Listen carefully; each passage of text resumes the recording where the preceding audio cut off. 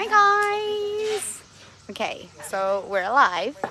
That sounds dramatic, but things got pretty intense the other day. Definitely learned our lesson about, hi Andrea! What have you got? Oh, some trash, thank you. Thank you. You say hi? Hi! And your shoe too! Yeah, things got pretty scary after we went off the live to you. Before the other day. So we thought we might miss the storm if we kept driving. I mean, honestly, we didn't feel like we had a lot of other options of what to do. You know, we had nowhere to go. We had the rental car for just 24 hours. So, you know, the rain got pretty bad and the wind got pretty bad, but we didn't really know what to do. So we just kind of kept going.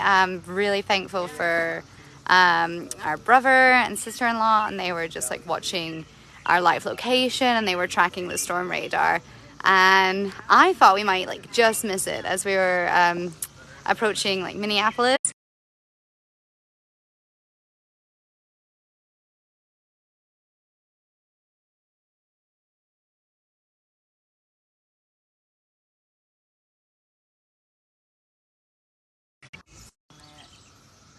It's like 16 inches long. Let's So see. it's like a huge, Am I still there? I don't know. cut it into yeah. But yeah, so well, maybe I'll continue. Yeah, so I thought we were going south and the storm was coming, like we were going southwest and the storm was going like northeast. We were going southeast, the storm was going northeast, and I thought we were gonna like maybe just miss it, but no, the opposite happened. We were essentially just headed straight for the crazy part. So it got pretty scary. The alerts came on, and I mean, before the alerts came on, we really realized we needed to pull over, but we were on like such a stretch of country road that there was nowhere to pull over. So we let's see. I don't know if you're catching me. Maybe I'm connected to the Wi-Fi. I hope this is going through. So long story short, yeah, we needed a place to pull over and there was no place. And we were just praying and praying and praying hard that God would protect us. And next minute the alerts came on, and it's like, and our brother said as well, like, you need to pull over now. You're headed straight for it. So we're in a place called Cannon Falls, Minnesota. We pulled off the highway, but then we didn't know where to go. I'm so new to this. We saw a funeral home. We tried the funeral home, and it was closed. The doors were locked. We tried someone's house, and they were like local, so they were like, I think it's gonna blow over soon. Like, don't worry. There's good. And yeah, so then we just found the nearest gas station and we kind of rode out the rest of the storm there. But it was kind of by that point, like, had clearly passed. I think if we had kept going, I mean, we would have been right in the middle of it. There's a picture we have that shows we were just shy of the actual square on the radar. Hi! Daniel, can you say hi over here? Careful! Daniel's first exposure to baseball. He's loving it over there. So, yeah. Long story short, God protected us, and we made it. Well, we made it. We still had a ways to go, so we kept. We just waited out the storm for a bit, and we could see that it had completely passed, and we were headed to Rochester. So between where we were in Rochester, it was clear. So we decided to keep the drive going because we had, thanks to a friend of ours, Scott, he had set up a dinner date in Rochester. So, and there's just a crazy like testimony with that, a crazy story, because we were supposed to get all the way to Peoria that night. But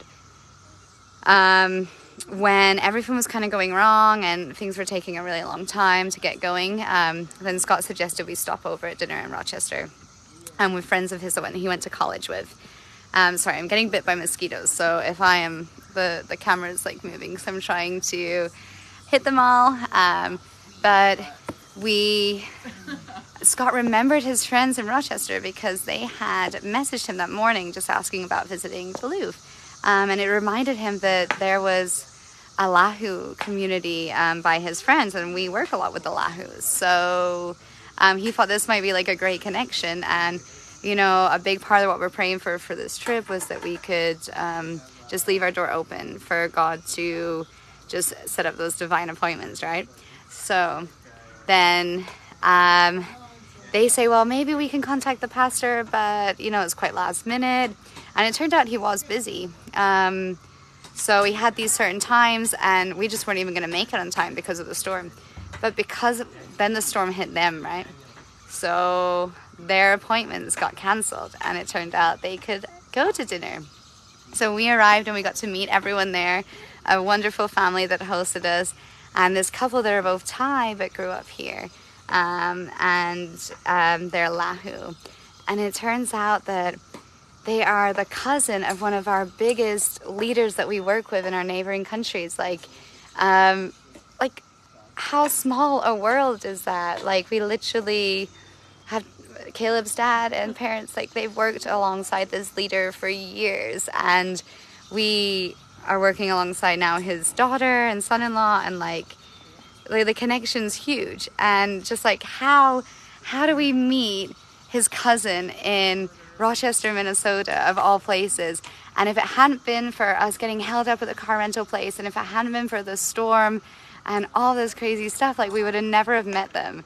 So those are the kind of divine appointments that we are just leaving our timetable, our schedule open to, and like God is just like blessing us in that, because it's just, we just all could not believe how small is the world there. And like, they were wonderful. It was wonderful to meet them, and we know then like God is doing something there. I mean, I'm not sure what is he doing, but you know, we're invited back. They want to spend time with us, they want to host us, and they want us to, you know, they've got a good Lahu community there of about 300 in Rochester.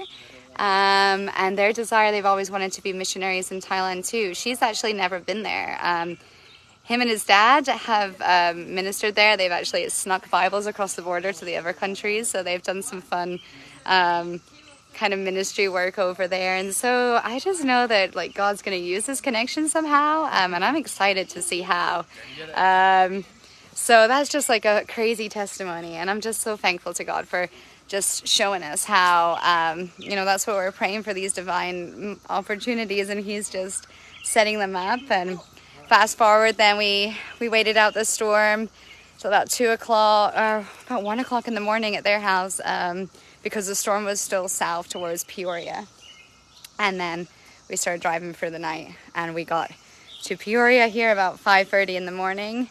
We're at a wonderful friend's house. You can see her in the background over there, Hattie. She's trying to rein Ezra in with that bat, and her partner Bruce, and they're just hosting us in their beautiful home here in Peoria.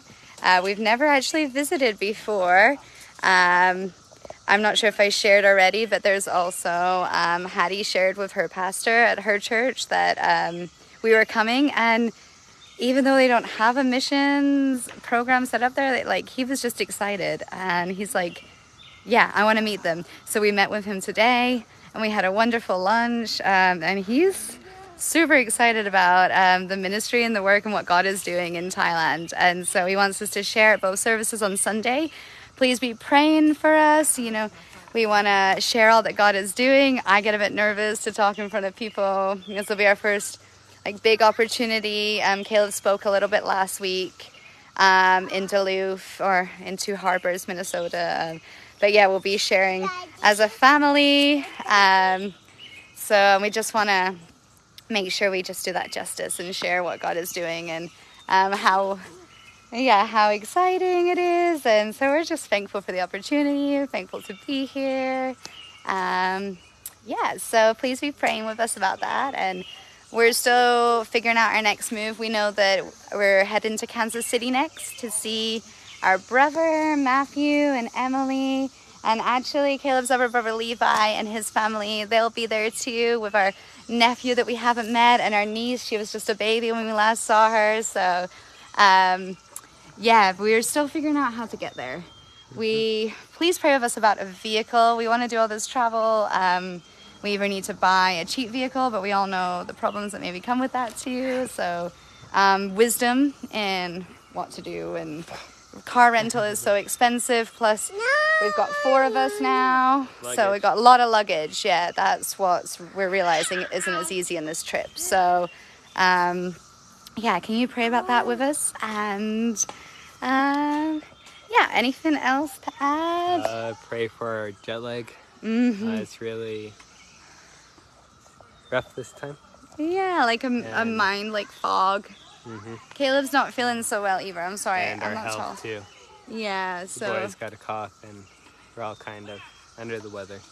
yeah, you can hear it in your voice. The boys are starting to feel better now. Thankfully, I have not been sick yet, but no one slept. We're like functioning on not very many hours sleep.